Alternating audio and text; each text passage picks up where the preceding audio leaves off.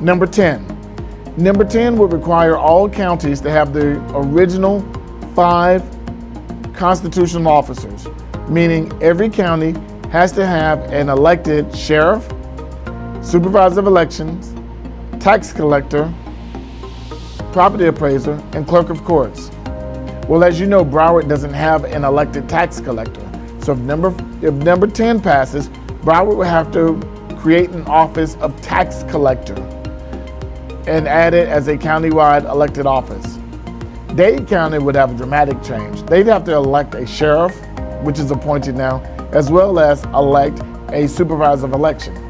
So what number 10 requires is that all counties have the same 5 countywide elected officers. And Broward doesn't have a tax collector, so we'd have to add that. The second part of number 10 changes the start date for the legislature, and it puts it in the Constitution, meaning the legislature normally meets March and April. It would change in even number years. The legislature would meet in January, February, and in odd number years, it would meet in March and April.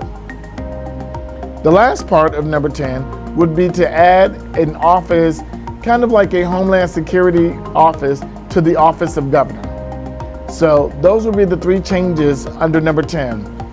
Adding a property appraiser, a tax collector in Broward, changing the start date of the legislature, and adding a Homeland Security type person to the office of the governor. Amendment 10, another bundled amendment. Voting yes would require the legislature to meet in January in election years. It would require an Office of Counterterrorism. It would require the Florida Department of Veterans Affairs. It would require that all counties elect rather than appoint the constitutional officers. Voting no would not constitutionally require January legislative sessions. It would not require an Office of Counterterrorism. It would not require a Department of Veterans Affairs. It would allow charter counties to decide whether to elect or appoint constitutional officers. Regardless of the party, voice plus vote equals power. Take action. Vote.